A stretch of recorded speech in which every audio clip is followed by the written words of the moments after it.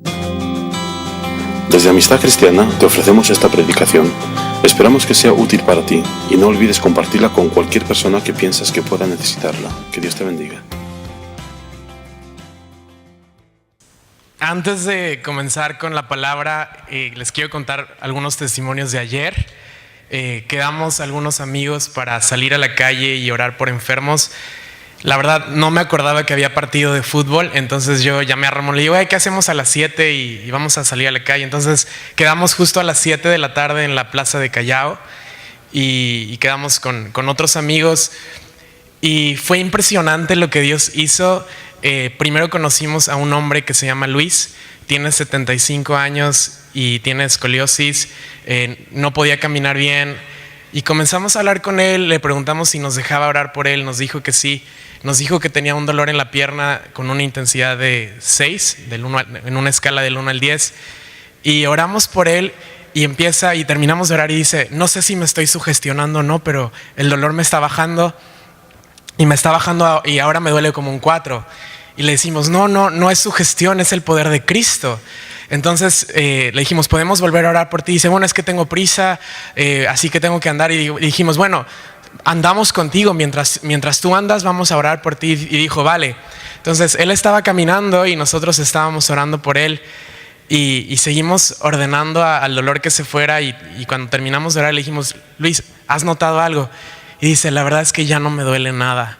Y se detuvo y comenzamos a hablar con él y comenzamos a hablarle de eternidad y le dijimos, Luis, esto es solamente algo físico que estás experimentando, pero lo que Cristo hizo por ti en la cruz es mucho mayor. Él quiere reconciliarte con Dios, Él quiere que tú puedas pasar con Él toda la eternidad. Y empezamos a hablarle del pecado, de la realidad del juicio y del infierno, y estuvo escuchando muy atento, nos dio las gracias, se fue y conocimos a un hombre español también, se llama Flandes, que nunca había escuchado ese nombre, y más o menos de 40 y algo años, y le preguntamos si podíamos orar por él. Él era o es cristiano evangélico y tenía en su mano un brick de vino y estaba un poco bebido. Entonces comenzamos a hablar con él y empezamos a hablarle del reino, y él decía que iba a ir al cielo. Y luego cuando empezamos a preguntarle acerca de los mandamientos, y de hecho yo me fijé que tenía un anillo de casado, le dije, oye Flandes, ¿estás casado? Hay un mandamiento que dice no cometerás adulterio. ¿Alguna vez has cometido adulterio? Y baja una convicción de pecado tan fuerte sobre él y de repente dice, sé que voy a ir al infierno. Y empezamos a hablarle de la cruz y de lo que Cristo hizo por nosotros y cómo Cristo es capaz de perdonar ese pecado y cómo es Cristo capaz de restaurar su vida y su matrimonio, y empieza a orar y empieza a pedirle perdón a Dios ahí mismo. Y le dije, mira Flandes, yo veo que tienes un brick en la mano, no creo que esté mal beber, pero creo que sí es un problema cuando el alcohol es tu Dios y controla tu vida, y yo no sé si ese es tu caso. Y me dijo, sí, ese es mi caso. Y le dije, mira, es como si levantamos un Dios falso al que estamos rindiendo honor y culto y estamos adorándole, y ese Dios tiene poder sobre nosotros, pero puedes derribar ese Dios y destruirlo. ¿Por qué no tiras el brick? Y se me queda viendo y dice, sí, voy a tirar el brick. ¿Dónde lo tiro? Le digo, mira, ahí hay una papelera. Y va caminando completamente decidido. Y yo pensé que iba a tirar el brick en la papelera y ya, pero había una alcantarilla y empieza a derramar todo el vino sobre la alcantarilla. Y luego tira el brick en la papelera y viene y dice, no sabes lo que se ha significado para mí hablar con vosotros. Volvimos a orar por él. Dijo, mañana voy a ir a la iglesia, y nos dijo qué iglesia iba y quién era su pastor. Y yo estaba muy impresionado de lo que Dios acababa de hacer en media hora. Solamente teníamos media hora en la plaza de Callao, y Flandes tenía un tatuaje en su mano que ponía Javi. Y me llamó mucho la atención cuando vi ese nombre. El caso es que seguimos caminando y vimos a un grupo de adolescentes que estaban fumando, y nos acercamos a ellos y comenzamos a hablarles acerca de Cristo. Y le preguntamos a ellos si alguien de ellos tenía algún dolor físico. Y uno de ellos dice, sí, tengo mucho dolor en las muelas, me las tienen que operar. Le dije, del 1 al 10, ¿cuánto te duele? Y dice, me duele un 10. Y entonces le dijimos, mira, le comenzamos a hablar de lo que Dios había estado haciendo el último año y de lo que estábamos viendo en la calle aquí en Chamberí. Y él tiene 16 años. Le pregunté, ¿cómo te llamas? Me dijo, me llamo Javi, que era justo el nombre que había visto antes en la mano del otro hombre. Y empezamos a orar por él y empieza a insultar, empieza a decir groserías y dice, se me está yendo el dolor, se me está yendo el dolor, y empieza a insultar de lo impactado que estaba. Le bajó a 0 el dolor, todo el dolor se le fue, estaba completamente impactado. Sus amigos estaban que no se creían lo que estaba pasando, y le empezamos a hablar de arrepentimiento y de fe. Le empezamos a hablar que dar su vida a Cristo significaba estar dispuesto a renunciar a todo por seguir a Jesús. Le dije, Javi, si tú vivieras en un país como Irán o en un país como Afganistán, en un país como donde los cristianos son perseguidos, tomar la decisión de vivir para Jesús significaría que quizá pierdes a tu familia, quizá pierdes tu trabajo, a lo mejor te van a meter en la cárcel. Y él se queda y me dice, ¿significaría estar dispuesto a morir por Jesús? Yo le dije, sí, Javi, eso es lo que significa. Y me dice, ¿y si doy mi vida a Cristo ahora voy a perder a mi familia? Le dije, bueno, yo no sé si en tu casa el ser cristiano es algo que te vayan a echar de tu casa. Y dice, no, mis padres no me van a echar. Le dije, pues me dijo, entonces sí, entonces le voy a dar mi vida a Cristo. Y entonces comienza a orar, a hacer una oración y empieza a entregarle su vida a Cristo. Y fue tan especial ver a un adolescente entregando su vida a Jesús. Le pedí que si podía como establecer un poco más de contacto, pero cuando me dijo que era menor de edad, tampoco quise pedirle más datos, pero le dimos toda la información de nosotros. Y luego le dije, mira, Javi, tú ahora eres discípulo de Jesús. Y le pregunté si tenía una Biblia en su casa. Me dijo que sí. Le animé a que comenzara a leerla. Le dije, tú también tienes poder y autoridad para orar por gente. Y me dice, voy a orar por mi amigo que está aquí al lado, que tiene también una enfermedad. Y entonces le dije, ¿por qué no oras ahora mismo? Y entonces me dijo, pero ¿qué digo? ¿Cómo oro por enfermos? Y entonces le dije, pues simplemente declara sanidad sobre tu amigo. Y le pone la mano a su amigo y empieza a ordenar sanidad sobre su amigo. Mientras tanto, otro de nosotros estaba hablando con otro adolescente que había perdido a su padre hace como un mes, y otro de los que estaban ahí había perdido a su padre y a su madre, era huérfano, y estaban pasando una situación bastante difícil. Y el chico por el coro nos dijo que no podía comprobar si Dios le había sanado en el momento, pero que después de andar se iba a dar cuenta. Y le dije pues que se lo contara a su amigo. Y a mí me impactó cómo el reino está al alcance de nuestra mano, y cómo por simplemente decidir, en vez de quedarme en mi casa a ver la televisión, una película o ver el partido, yo sé que a mucha gente le gusta el fútbol, pero el salir y ver el reino de Jesús es mucho más emocionante que ver un gol. Y ver a gente ser sanada es mucho más emocionante que aplaudir y gritar. Y ver a gente entregando su vida a Cristo no tiene comparación con nada en este mundo, porque es algo que nosotros hemos experimentado. Dios nos ha perdonado nuestro pecado, Dios nos ha reconciliado consigo mismo, y yo puedo acercarme a Dios y yo tengo acceso a Él. Y de hecho es lo que quiero hablarte hoy. Se llama Próxima Estación Canaán, porque el pueblo de Israel fue sacado de Egipto, así como tú y yo hemos sido sacados del reino de tinieblas. Dios envió a Moisés para que liberara a toda una nación que había estado 430 años en un país completamente oscuro. Egipto estaba tan corrompido que la hechicería era parte del gobierno. O sea, Faraón consultaba con hechiceros y con brujos. Era algo que estaba abierto en la sociedad. El reino de tinieblas estaba completamente sometiendo a esa nación, e Israel estaba ahí 430 años. Toda la generación de José ya había muerto y era una generación nueva, era un faraón nuevo. El pueblo estaba siendo sometido a trabajos forzados, tal como el pecado lo ha hecho en nuestra vida, tal como el pecado nos ha atado tantos y tanto tiempo, y de repente te das cuenta de que ya no puedes más y que eres esclavo a tu pecado y no puedes salir, y comienzas a clamar a Dios. Dices, Cristo, sálvame, envía un Salvador que me rescate de esta esclavitud. Y eso fue lo que ocurrió con el pueblo de Israel. Dios llama a Moisés, conoces la historia, viene Moisés, Dios envía las plagas, milagros impresionantes ocurren, el pueblo sale de Egipto con la riqueza de Egipto de una manera milagrosa. El mar Rojo se abre de par en par, caminan en seco, y de repente se ven en el desierto. Y Dios les dice, yo te voy a llevar a Canaán, que es una tierra donde fluye leche y miel. Yo te voy a dar esta promesa y no vas a tener enfermedad y yo voy a ser tu proveedor y yo voy a ser tu sanador.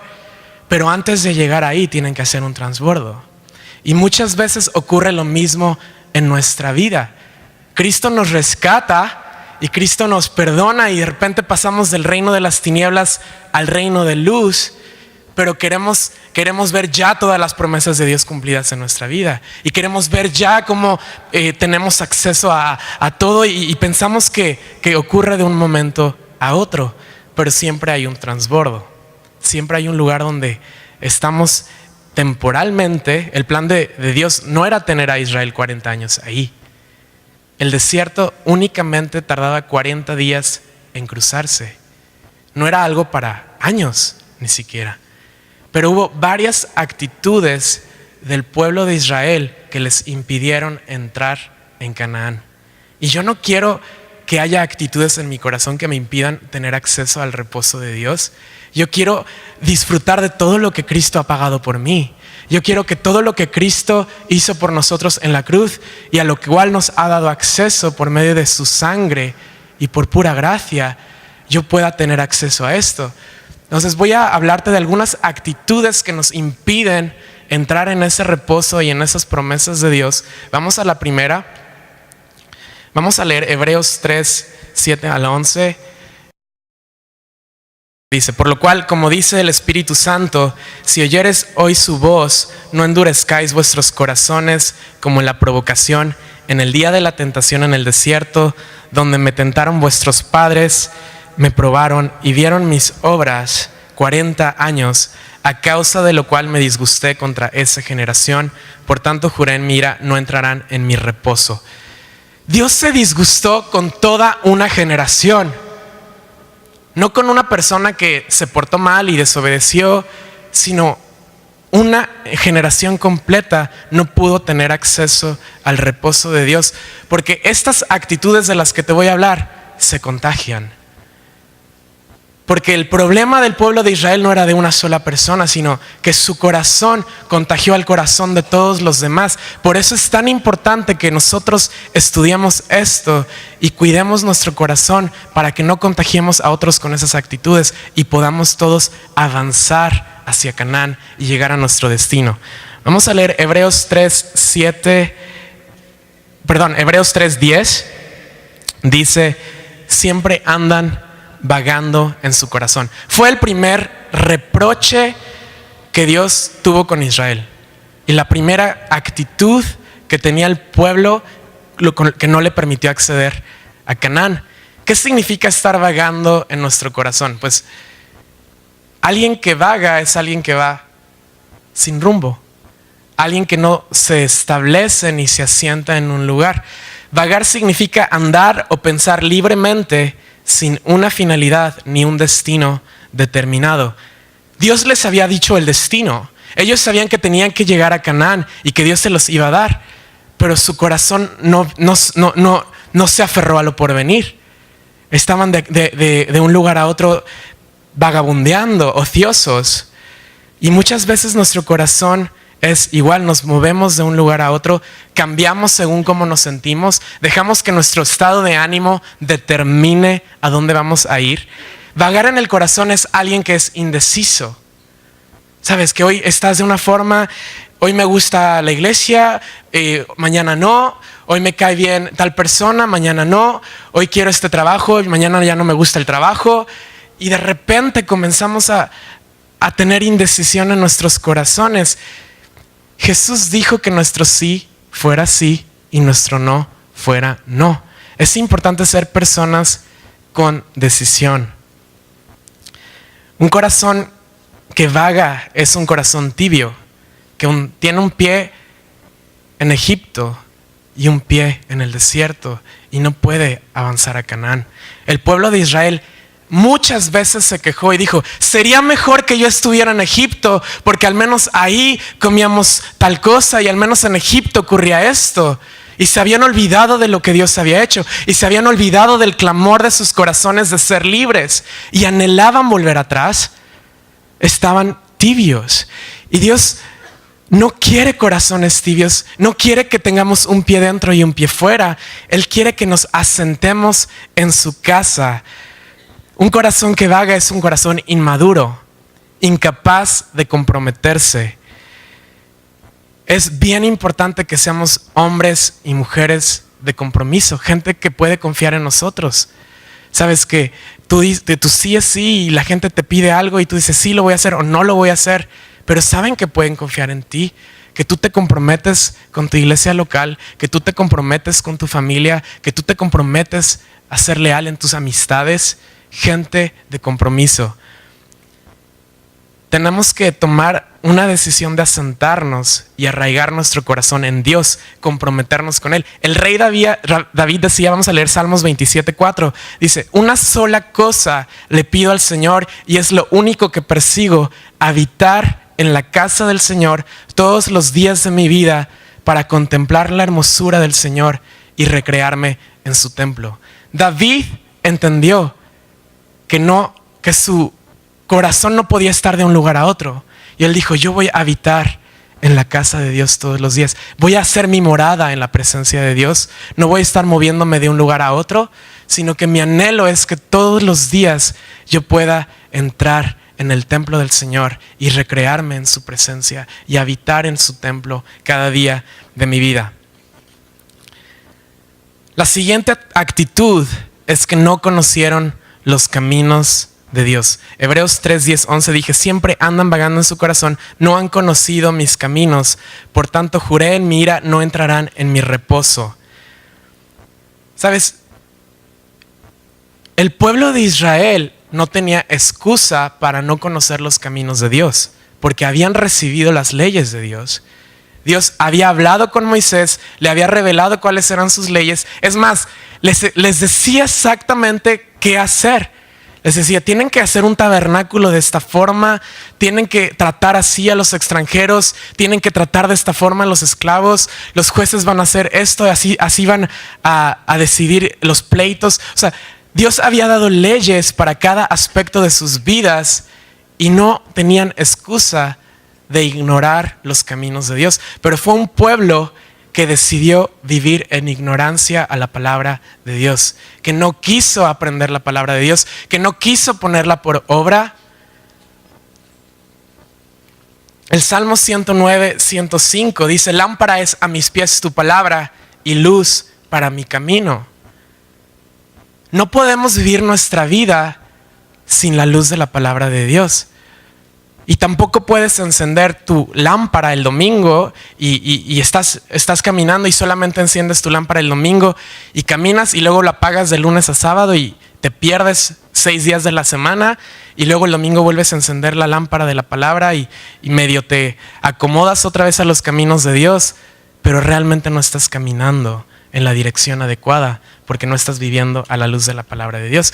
Y este pueblo no conocieron los caminos de Dios. No se tomaron en serio la palabra, no estudiaban la palabra, no quisieron conocer los caminos de Dios y decidieron seguir su propio camino en desobediencia. ¿Y qué pasa cuando no vivimos a la luz de la palabra? Pues que nuestra vida se tuerce. Dejamos de vivir en rectitud porque ya no sabemos qué camino andar. Ya no sabemos muy bien qué decisión tomar porque nos hemos olvidado de lo que dice este libro y lo que dice nuestro Dios. Y empieza a torcerse nuestro camino. Para entrar en Canaán tenemos que poner por obra los caminos de Dios, dejar que la palabra nos cambie y nos guíe. David decía en el Salmo 27, 11, enséñame, Señor, tu camino y guíame por senda de rectitud a causa de mis enemigos. David sabía que si no se dejaba guiar por la palabra y por el camino de Dios, iban a venir enemigos y no iba a saber qué hacer, y no iba a saber por dónde ir, y no iba a saber avanzar. David también se enfrentó con su propio desierto. David pasó por situaciones muy duras, pero David sí pudo entrar en Canaán. David sí pudo acceder a las promesas de Dios en su vida. Vamos a la actitud número 3, o la característica número 3 de la generación del desierto, es un corazón malo de incredulidad. Hebreos 3:12 dice, mirad, hermanos, que no haya en ninguno de vosotros corazón malo de incredulidad para apartarse del Dios vivo. Yo nunca había relacionado incredulidad con maldad. ¿Sabes? Pensaba que una cosa es tener un corazón incrédulo o tener incredulidad y otra cosa es tener maldad.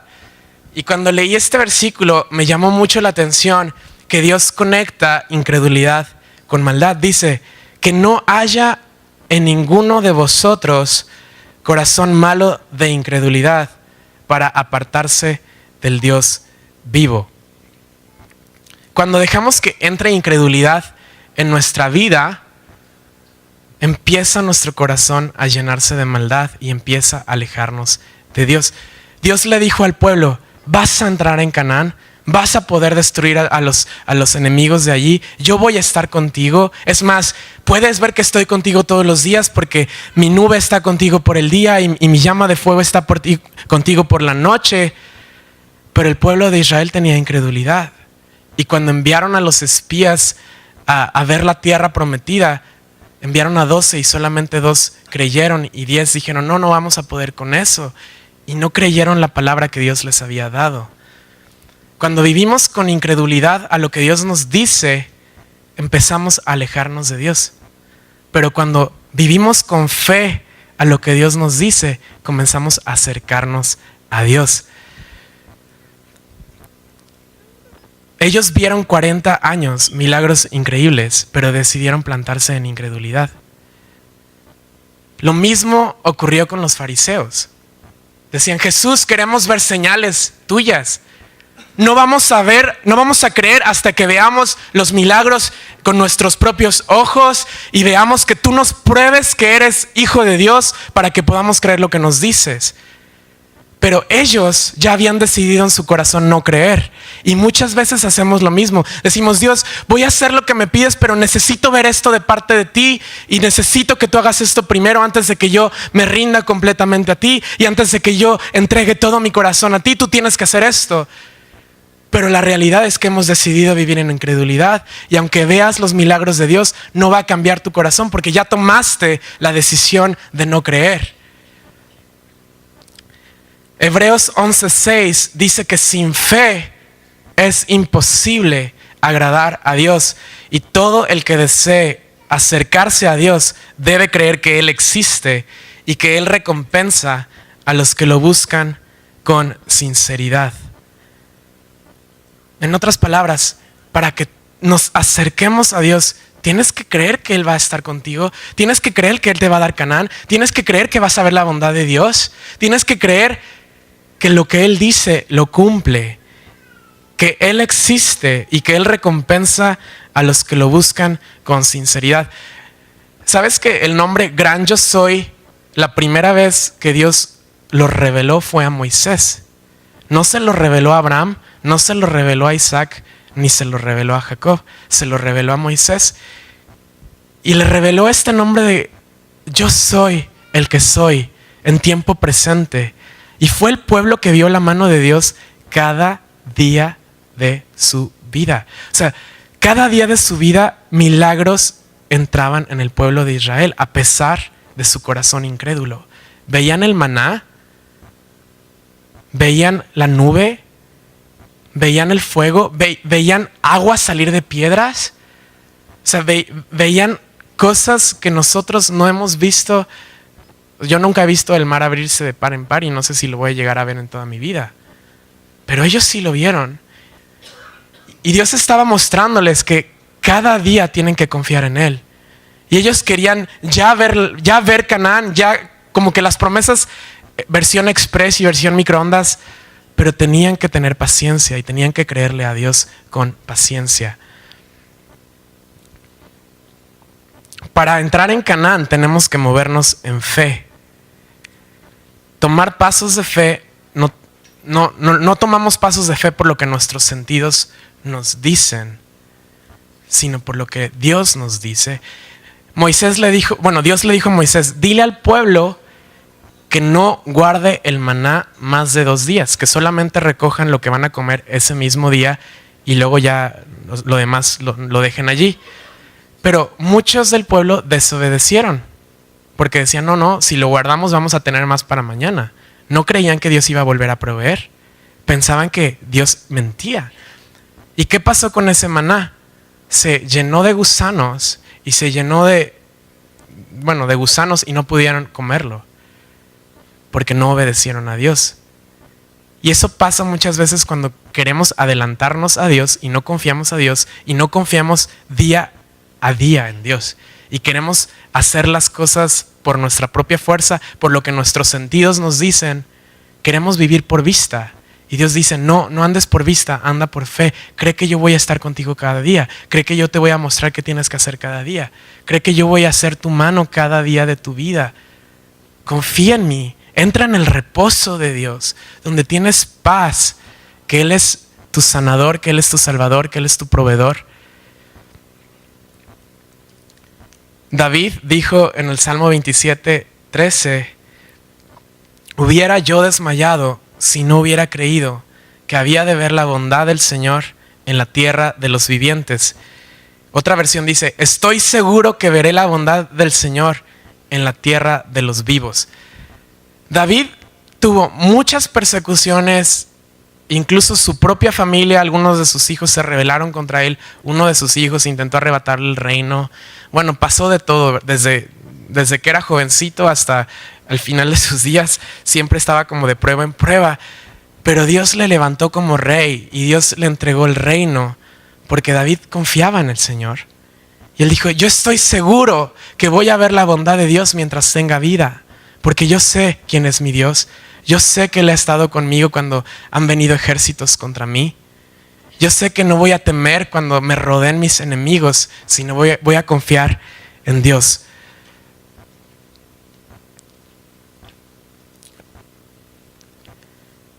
Tienes que renovar tu mente con pensamientos de fe. Sabes que no puedes estar pensando, ay, es que no voy a poder hacer esto que Dios me pidió. No, imagínate que yo esté pensando todo el tiempo, no, es que no voy a acercarme a hablar con alguien porque seguro me va a rechazar. Seguro que no va a querer que ore por él. Es más, seguro que me va a mirar mal. Y es muy probable que ocurra, porque cuando nos acercamos a hablar con gente, hay un porcentaje alto de gente que nos rechaza y hay un porcentaje alto de gente que no quiere que oremos por ellos, que no quieren escuchar nada acerca de Cristo. Pero hay gente que sí, y hay gente que tiene hambre, y hay gente que Dios envía específicamente para que nosotros nos acerquemos a ellos. Y yo no estoy pensando en me van a rechazar, yo estoy pensando voy a ver la bondad de Dios. Y ayer cuando quedé con Ramón y con otro amigo y con Pancho y Britney y fuimos, yo estaba pensando voy a ver la bondad de Dios hoy. No estaba pensando la gente va a querer ver el partido de fútbol y no van a querer hablar conmigo, que era muy probable. Pero no era lo que yo estaba meditando, ni era lo que mi corazón estaba alimentándose. Estaba creyendo que vería la bondad de Dios. Y es algo en lo que nosotros tenemos que vivir, esperando que veremos cosas buenas de Dios. Te levantas y dices, hoy voy a ver la bondad de Dios en mi vida. Es el día que el Señor creó y me voy a alegrar en Él y me voy a gozar en este día y voy a ver su mano hoy. Y sí, hay situaciones complicadas y hay situaciones difíciles, pero no me muevo por lo que la situación me dice, me muevo por fe y me muevo en lo que Cristo nos ha llamado a hacer y en obediencia. La siguiente característica de una generación que no puede entrar en Canaán es que es una generación permisiva. Mira lo que dice Hebreos 3:13. Dice, antes exhortaos los unos a los otros cada día, entre tanto que se dice hoy, para que ninguno de vosotros se endurezca por el engaño del pecado. Dios llamó a Moisés a subir al monte y le dijo que le iba a entregar la ley para el pueblo y de hecho conoces la historia. Dios con su dedo escribió los 10 mandamientos en tablas. Y Moisés estuvo 40 días y 40 noches en el monte Sinaí, sin comer, sin beber. Y el pueblo estaba esperándole y Aarón estaba con el pueblo. Aarón era el hermano de Moisés, que era sacerdote. Y el pueblo comenzó a impacientarse. Y el pueblo ya no veía que Moisés bajaba y empezó a tener impaciencia. Y empezó a tener, incredulidad, como lo que habíamos visto antes, y le dicen a Aarón, oye, necesitamos otro Dios porque ya no sabemos dónde está Moisés. Y le pidieron que hiciera un becerro de oro. Y lo más fuerte de esto es que Aarón dijo, ¿quieren un becerro de oro? Perfecto. Traigan todos los zarcillos, traigan todos los pendientes, todas vuestras joyas, todo el oro, tráiganlo aquí, vamos a fundirlo y vamos a hacer un becerro y vamos a adorar al becerro. Y el pueblo comenzó a adorar a un Dios falso y empezaron a decir, este becerro es el que nos sacó de Egipto, porque el líder y el sacerdote permitió que entrara pecado en el pueblo, porque era un pueblo permisible. Que criticas a Moisés. Mira, yo te cuento lo que también él me hizo. Y que esa persona te hizo esto. No sabes lo que yo escuché, que alguien me contó. Que sí, yo estoy de acuerdo contigo. Y de repente dejamos que murmuración sea permisible. Y dejamos que crítica sea permisible. Y dejamos que idolatría sea permisible en nuestras vidas y en las vidas de nuestros hermanos. Y empieza a contagiarse y empieza a corromper al pueblo. El rey David se exhortaba a sí mismo. Salmo 27:14 dice, por eso me armo de valor y me digo a mí mismo, pon tu confianza en Dios, pon tu confianza en Él. Hebreos 3:13 nos dice que nos exhortemos unos a otros cada día.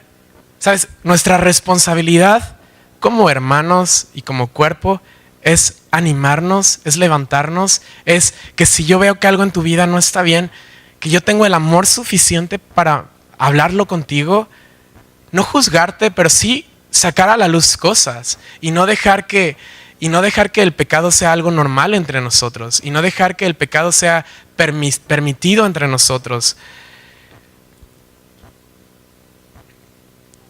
Continuamente el pueblo estaba pecando. De hecho, Dios llama al pueblo un pueblo de dura cerviz. Eso es un pueblo que no puede doblarse, que tiene el cuello rígido y es incapaz de doblarse ante Dios, es incapaz de humillarse ante Dios.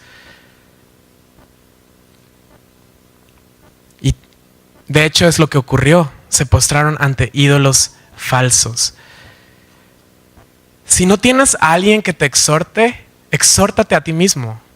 ¿Sabes? Si no hay alguien que te esté llamando por teléfono y no tienes un mentor, exhórtate a ti mismo. El rey David dice aquí, yo me armo de valor y me digo a mí mismo, pon tu confianza en Dios, sí, pon tu confianza en Dios. Eso a mí me anima, porque a veces piensas, no, es que tengo que tener un mentor, tengo que tener alguien que continuamente me esté levantando y continuamente me muestre y de repente ponemos nuestra confianza en hombres y realmente lo usamos de justificación para vivir como nos da la gana. Pero realmente tú mismo puedes exhortarte a ti mismo. Tú conoces este libro. Tú tienes acceso a la palabra de Dios. Tú sabes lo que Dios pide de ti. Tú sabes lo que el Espíritu Santo te está pidiendo hacer. Él nos está pidiendo obediencia. No puedes esperar entrar en Canaán si no has obedecido a Dios en lo que te ha pedido. No puedes esperar ver las promesas de Dios cumplidas en tu vida si no estás adorándole solo a Él y no estás confiando solamente en Jesús. Una generación permisible o permisiva aplaude todo, se permite todo, pero eso endurece nuestro corazón. ¿Sabes? Cuando vivimos en permisibilidad, nuestro corazón comienza a endurecerse. Y el peligro de un corazón duro es que ya no es sensible a la voz de Dios. Y cuando de repente el pecado, te permites pecado a ti mismo. Yo creo que Rebeca nos ha hablado de esas veces cuando dices, bueno, sí, he leído 10 capítulos, entonces no me voy a permitir tratar mal a tal persona y hoy me voy a permitir hacer esto y hoy me voy a permitir hacer esto otro en mi vida y de repente dejamos que pecado sea permitido en nuestra vida, pero eso endurece nuestro corazón. Y cuando nuestro corazón se endurece, ya no somos capaces de rendirnos a Jesús y ya no somos capaces de doblarnos a su voz y ya la palabra ya lo lees, pero ya no obra en tu vida porque no has obedecido a Dios en lo que te ha pedido. Tenemos que confrontar el pecado y exhortarnos unos a otros. Nuestra responsabilidad es animarnos a permanecer fieles, a amonestarnos, incitar a otras personas a tomar alguna decisión o actuar de cierta manera. Si amas a tus amigos, sé capaz de exhortarles y sé capaz de recibir exhortación. Sé que no nos gusta, a mí no me gusta cuando viene alguien y me dice, oye, esto que estás haciendo o tuviste esta actitud mala y hiciste esto que yo creo que no está bien. Obviamente daña nuestro orgullo y pensamos que somos súper cristianos y súper buenos y de repente alguien nos muestra que no somos tan buenos como pensamos y nos duele. Pero yo doy gracias porque si no yo a mí mismo me veo demasiado bien. Necesito que alguien me muestre que no estoy tan bien como parezco o como yo me veo a mí mismo. ¿Sabes? Normalmente las demás personas ven las cosas en las que no estamos andando bien antes que nosotros mismos. Y si somos capaces de exhortarnos en amor, vamos a empezar a crecer. Espada con espada, hierro con hierro, se afila. Entonces, el cuerpo es esto, empiezas a exhortarte uno a otro y empezamos a crecer en Cristo y empezamos a crecer en santidad y empezamos a acercarnos más a Dios y ver más el reino de Dios en nuestra vida. Entonces vamos a concluir con un resumen. Para entrar en Canaán, básicamente hay 4 cosas que este capítulo nos da un poco de luz. Lo primero es dejar de vagar en nuestro corazón y decidir habitar en la casa de Dios. Tomar la decisión de que ya no voy a tener un pie aquí y otro pie aquí, sino yo voy a plantarme en la casa del Señor. Yo voy a plantarme en la presencia de Dios y nadie me va a mover de ahí. Y yo y mi casa serviremos al Señor. Y aunque vengan tormentas y aunque vengan cosas, yo he decidido plantarme en Él y mi corazón no se va a mover. Lo segundo es conocer la palabra, dejar de vivir en ignorancia y empezar a conocer, dejar que entre luz en tu vida. Tienes que tener conocimiento de la palabra. Si no, de veras, vas a irte por caminos en los que hubieras deseado no andar, pero cuando tienes la palabra que te enseña el camino, vas a ahorrarte muchos problemas. 3 es dejar incredulidad y decidir tener un corazón que cree. Jesús decía que si nos hacemos como niños, vamos a poder entrar en el reino. Y no solamente cuando te mueras y estés en el cielo en el reino, sino aquí en la tierra. ¿Quieres tener acceso al reino? Hazte como niño. Los niños creen básicamente todo lo que les dices. Sobre todo los niños muy pequeños, ¿no? Que no. Eso es nuestro corazón. Un corazón que le cree a Dios porque sí, porque me lo dice, lo creo. Ayer cuando le dije a Javi, el chico, tú tienes poder y autoridad para orar por tu amigo, sus ojos se iluminaron. De veras, es como que le hubiera dicho, ahora tienes el poder de X-Men y puedes hacer algo. Se iluminó y dijo, voy a orar ahora mismo. Él creyó, no, de veras, no pensó en lo que le dije, no racionalizó lo que le dije, no porque esté mal racionalizar las cosas o razonar las cosas, pero porque le crees a Dios y lo haces. Realmente hay cosas que, yo no tengo una forma humana o racional de explicarle a Javi por qué su dolor de muela que estaba en 10 le descendió a un 0. Pero la Biblia dice que Cristo llevó nuestra dolencia y que nos dio poder para sanar todo dolor y que por sus llagas fuimos curados. Yo eso no lo puedo racionalizar, pero lo creo y lo veo. Y el verlo me da más fe para orar por más gente. Y empiezas a ver cómo tu fe empieza a crecer. Y por último, exhortarnos unos a otros. Y si no tienes a alguien que te exhorte, exhórtate a ti mismo.